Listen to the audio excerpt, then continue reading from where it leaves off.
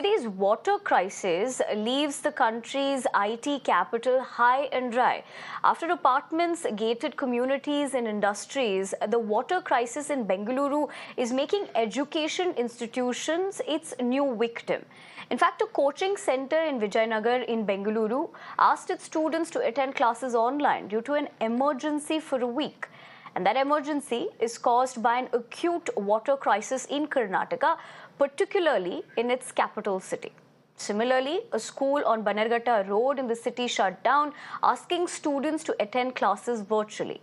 Meanwhile, a government primary school in Hosrekehalli has run out of borewell water, and education officials are making efforts to use tanker services to fulfill non-drinking water purposes.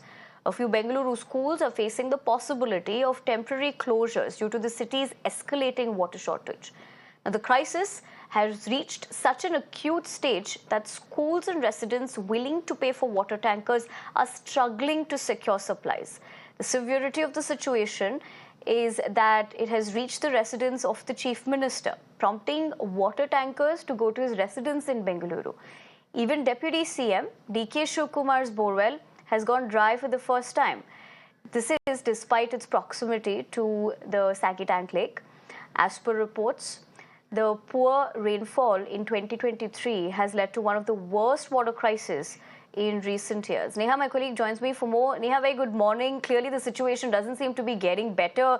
With the fact that you've also been continuously reporting on this, the war rooms as well is probably not something that has reached on ground, because we're looking at now educational institutes also grapple with the same. How is the government really looking to get this situation going better?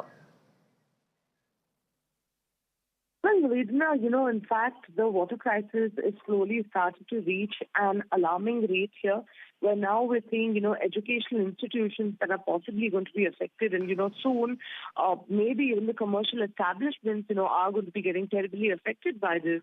We're seeing a situation on ground where, though the government has taken control of tankers, the fact is that, there is limited tanker water as well. And that's something, that needs to be equally rationed between residents across the city, which is why, to ensure that there's uniform pricing and to ensure that, no one particular establishment or school, for that matter, is having to use excess water, the government has taken charge. But, the fact is it's rather unfortunate now that many schools, in fact, have reported an acute water crisis. One of the government schools in Hosrekehalli that has been facing a water crisis for a month now, is, in fact, possibly on the brink of closing its doors temporarily until water, until the water supply there resumes. So it is quite unfortunate, the situation that the water crisis is, creating for the people. But we really have to wait and see, Nivedana, as the city is only setting to get hotter and drier,